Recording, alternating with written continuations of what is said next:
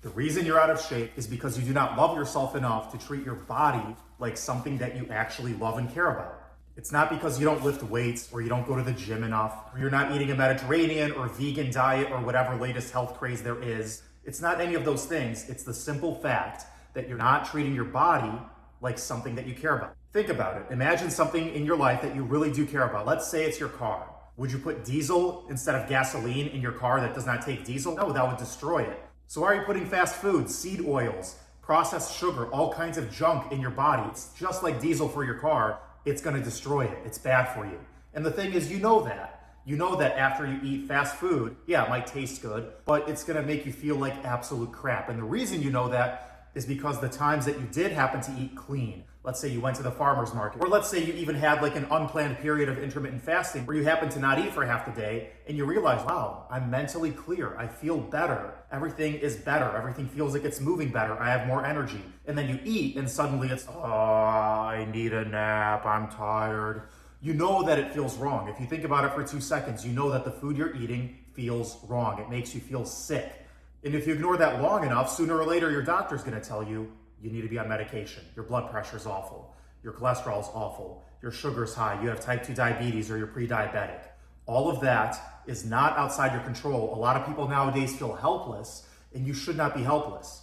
For most people, it's much more simple than you're making it. Now, this is not medical advice. Obviously, a good diet is not a magic cure if you're already sick, and it's not perfect for everybody. But for the vast majority of people, if you eat fresh food from a farmer's market, not from your grocery store, if you watch every single thing that goes into this right here, your mouth, and you think about every single piece of food and beverage that goes in there and think about, is this good? Do I know where this is coming from? Is this nutritious, or is it just something I want to satisfy me emotionally because it tastes good? If you treat your body as if it's something you care about, like I said, like it's your car, and you worry about what goes in there, then you will slowly have those little habits that add up pretty quickly, much more quickly than you would think about, to where you start looking better, you start feeling better, you start being mentally clear, and then you realize this really isn't that hard, but it does take some amount of work to figure out what's going into my body, what's making me feel bad, maybe I shouldn't eat those things, what's making me feel good, maybe I should eat more of those things, and this is kind of controversial, maybe I should take a break from eating for a little bit, whether it be 4 hours, 6 hours, or 12 hours, or even longer. Now again, this is not medical advice. If you happen to be diabetic, if you're on medications, if you have a variety of other health issues where you have to eat at regular intervals, this is obviously not for you. Talk to your doctor before you change your diet drastically in any way, shape, or form.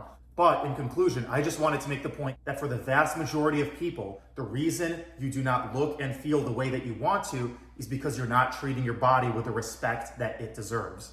And I'm just going to leave you with a really quick quote from The Road Less Traveled by Dr. Scott Peck, a book I recommend to everybody, which applies to everything in your life, not just your body. But in this case, for the purposes of this video, I'm talking about your physical body. And that is, when we love something, it is of value to us. And when something is of value to us, we spend time with it, time enjoying it and taking care of it. Observe a teenager in love with his car and note the time he will spend admiring it, polishing it, repairing it, tuning it, or an older person with a beloved rose garden, and the time they spend pruning and mulching and fertilizing and studying it. So it is when we love our children. We spend time admiring them and caring for them. We give them our time. And the same goes for your body.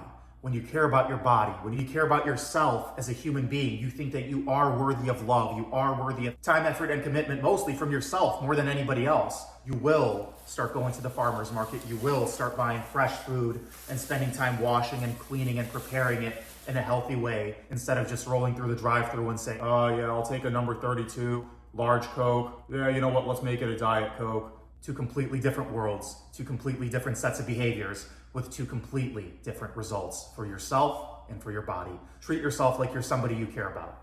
I'll see you next time.